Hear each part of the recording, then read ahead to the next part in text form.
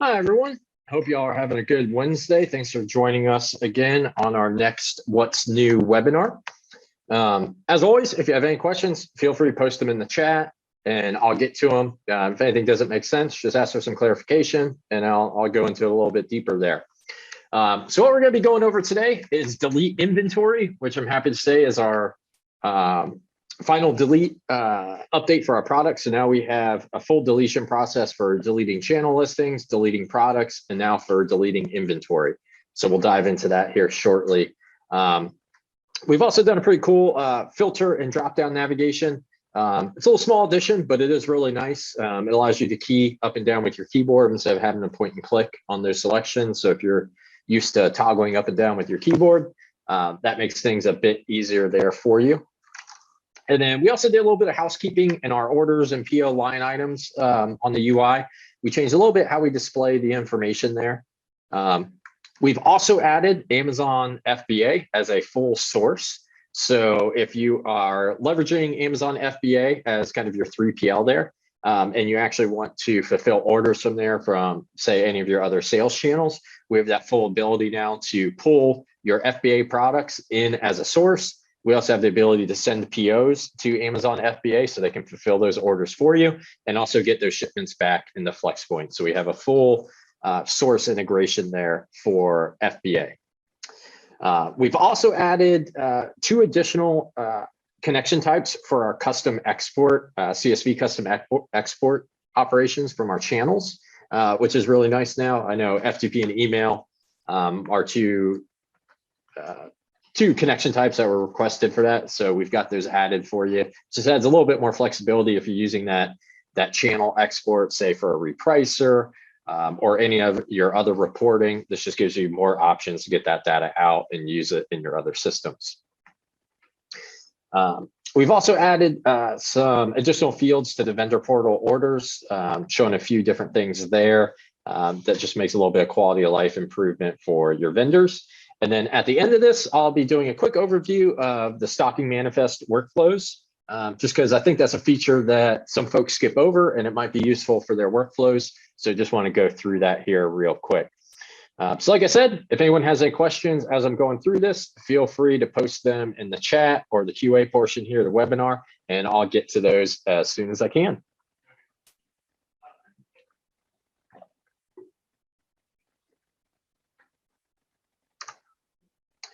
All right, so let me pull up my Flxpoint account here really quick.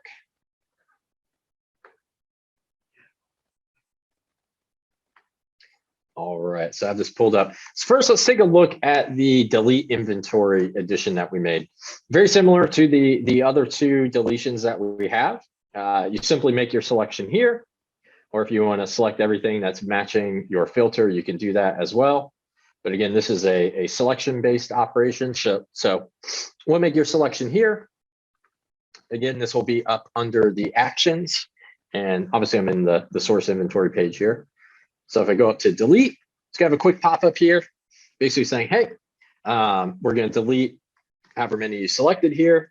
One thing to note when doing this delete inventory is if you run this deletion and your get inventory primary runs again, and you haven't put in a post mapping workflow rule to prevent those from importing again, they will import again the next time that runs.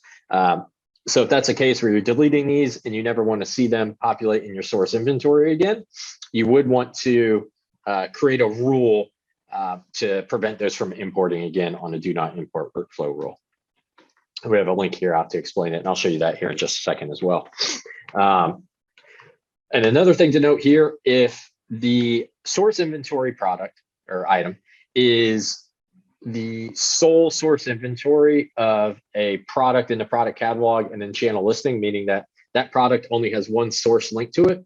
When we do delete this source inventory, that will delete the channel listing and the product in the catalog as well.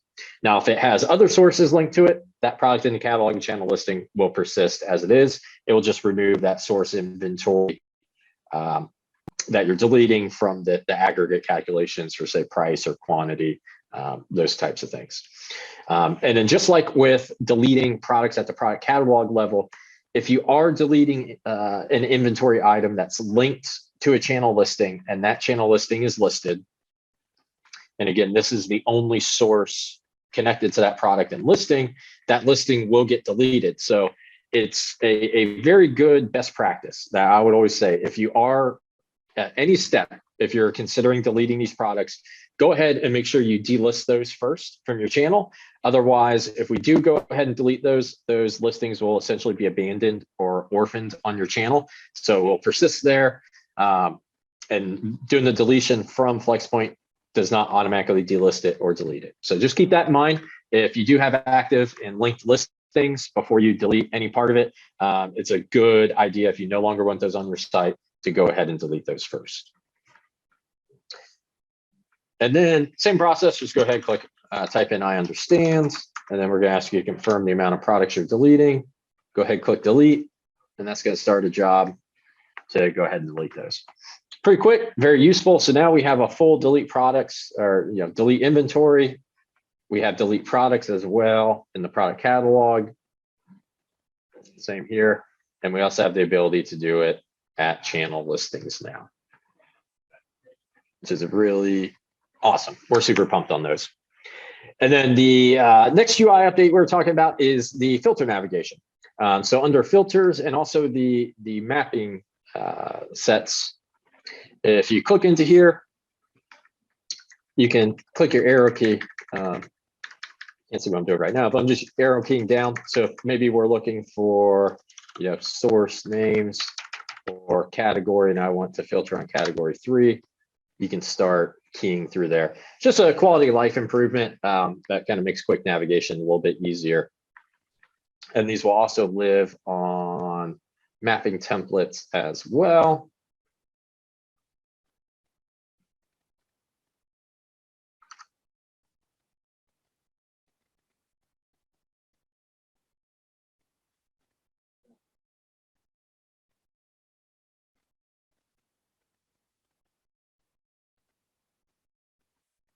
So if we have our fields here, again, you can key down on these, and this makes finding the field you're looking for maybe a little bit easier. There we go. All right. Any questions so far? No, I'm not seeing anything in chat. Cool.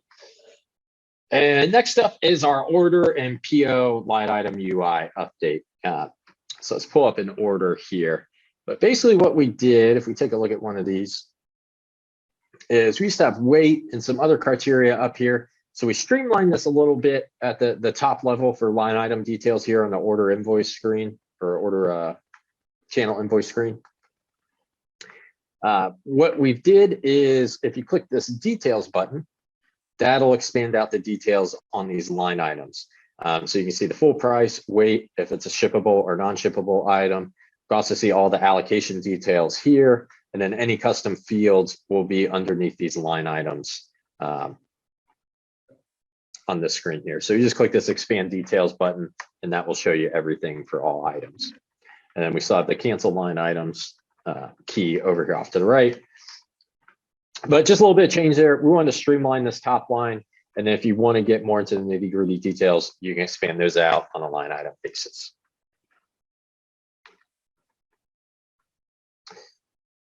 And then next up, we've got Amazon FBA here.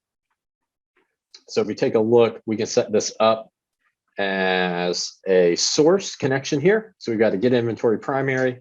We have an Amazon connection that we can complete.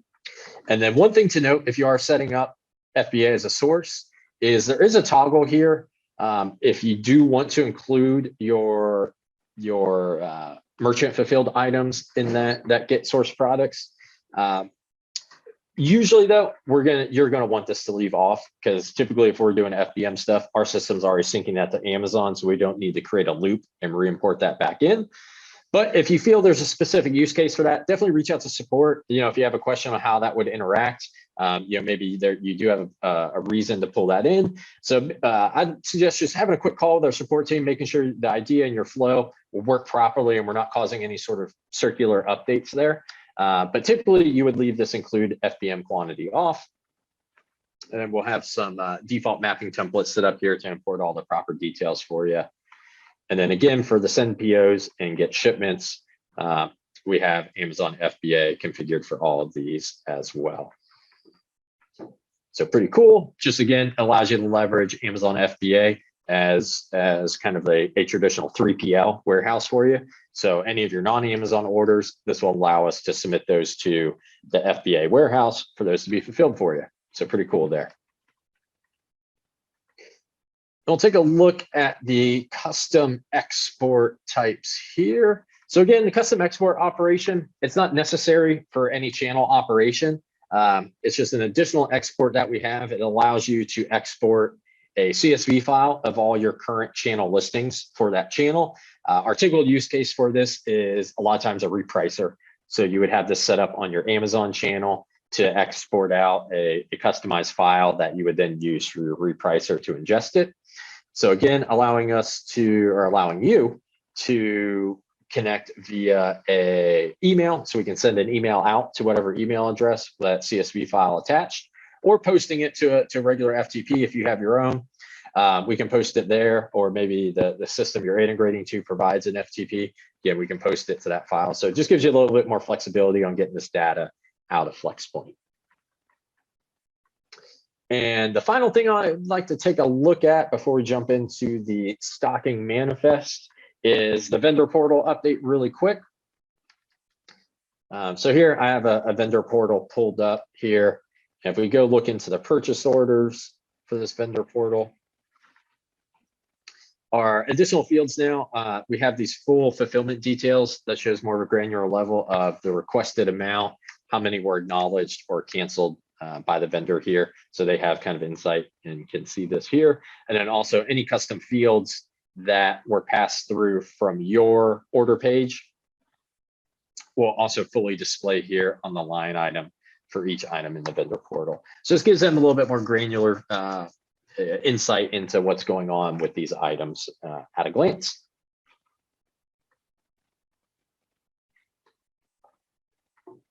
All right.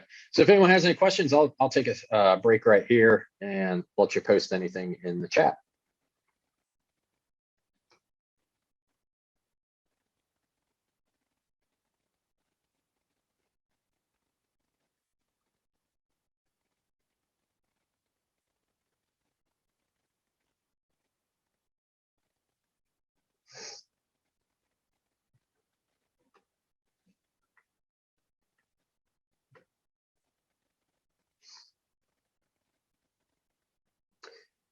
I had a question come in. Someone wanted to clarify when deleting source inventory, do the products and channel listings automatically get deleted? Spoken that a little bit earlier, but again, it will only get deleted if that source inventory item is the only linked source to that item. So if another source is providing that product and it's been merged together at the product level, then no, that product and channel listing will not get deleted. So only if there's only one source connected to it and you're deleting that source inventory item, will that product and listing get deleted.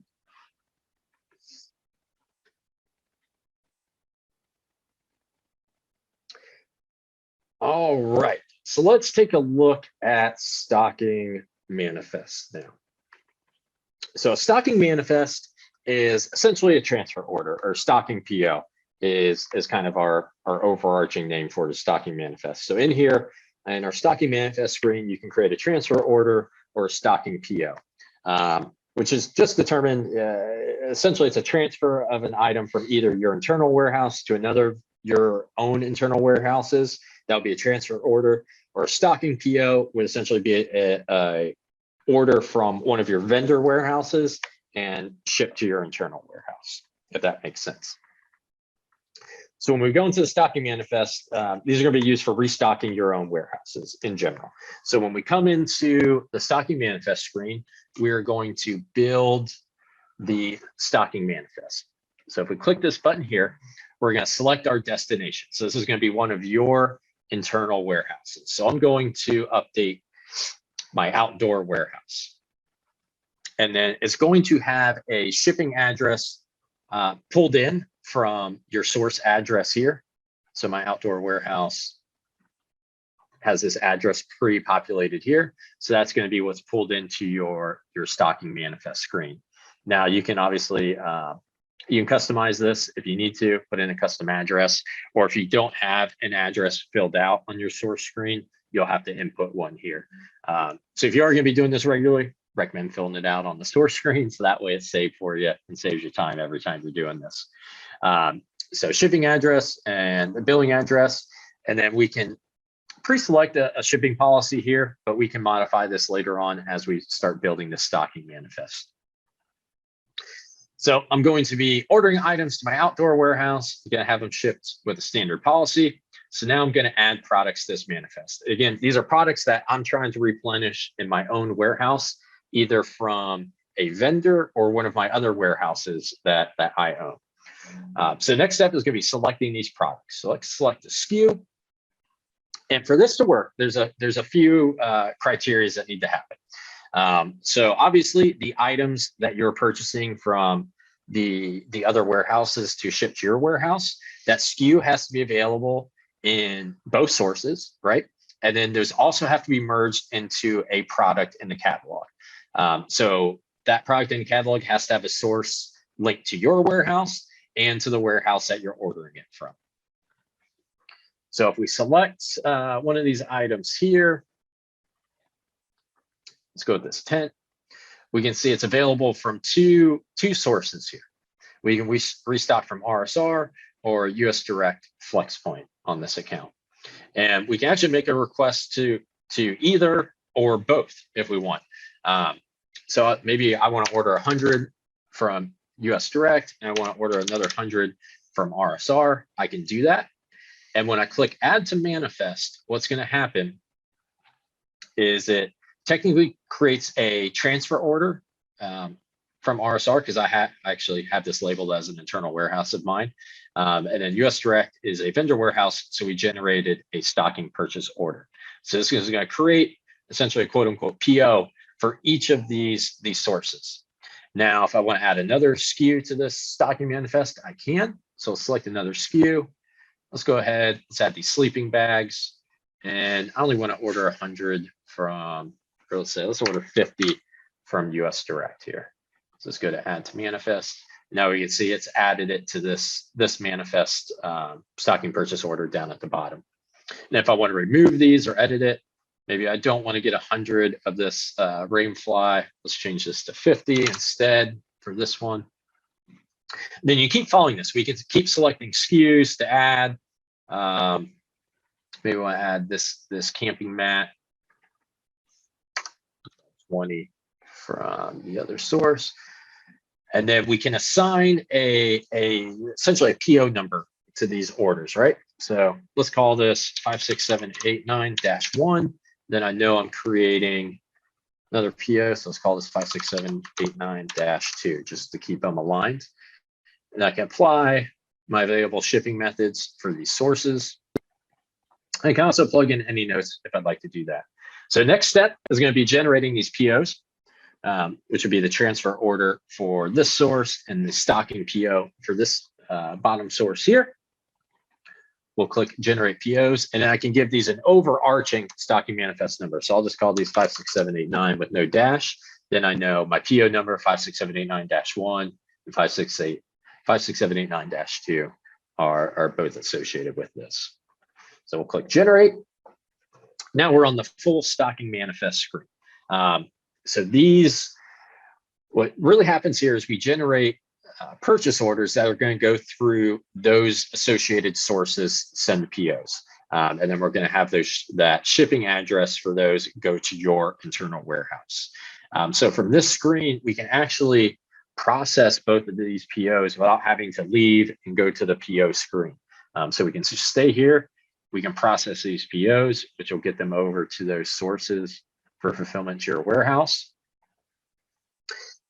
And then the next step would be to essentially align all this inventory, right? So I need to receive this quantity into my warehouse and close out this order or this stocking PO.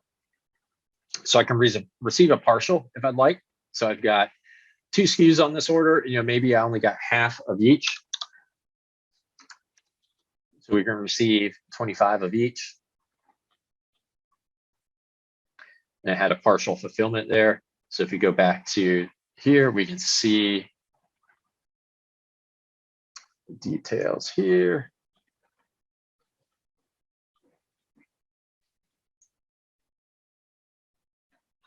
That we have 25 received and our 25 incoming. I can just go ahead, receive all now on this one. We see this stocking PO is fully completed now. And if we go back out to the stocking manifest view, I fully received this one. And then this order, I'm still waiting to receive it. But once I do, I can click receive partial or click fully receive, and that will close out this full stocking manifest.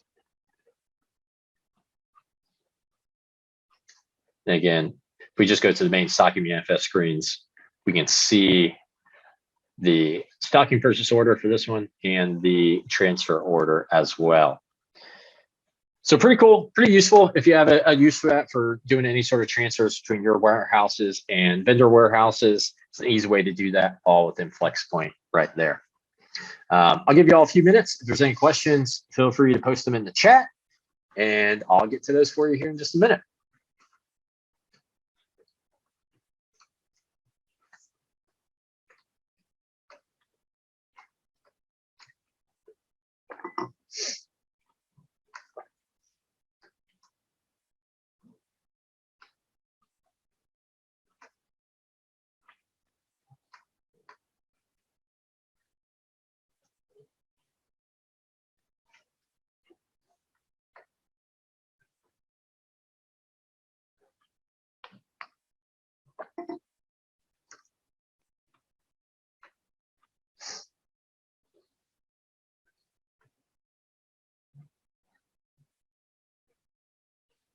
All right, doesn't look like we. Oh, there we go. Just have one question come in. Is there an undo if you manage to delete a listing? Nope, there is not an undo. So there's a few steps. We have you say you understand and input the number you're deleting. So definitely before you go through all that, double check that what you're trying to delete is what you want to, because there is no undo of the deletion. You can always rebuild. So say if you delete a channel listing, let me go over here really quick. Go to channel listings. So say I go ahead, delete this, and I didn't mean to. There isn't an undo. You could always go back to the product catalog and build that product into channel listings again. But there's no like, oh, I didn't mean to delete those. Once you do run that process, it's going to delete those. And the only way to bring it back would be rebuild that listing again.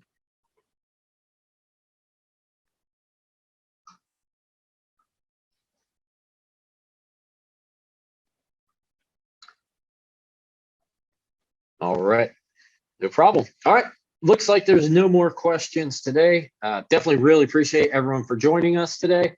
Again, if any of this wasn't clear or you have some specific questions around that, and maybe you want to discuss this, definitely feel free, reach out, schedule a call support, contact your CSM, and we'll definitely be able to help you out and provide you a little bit of guidance there or answer any other questions you have. Hope everyone has a good rest of your Wednesday, and we'll see you, I think in about 2 weeks, we'll have the next one. So we'll see you guys then.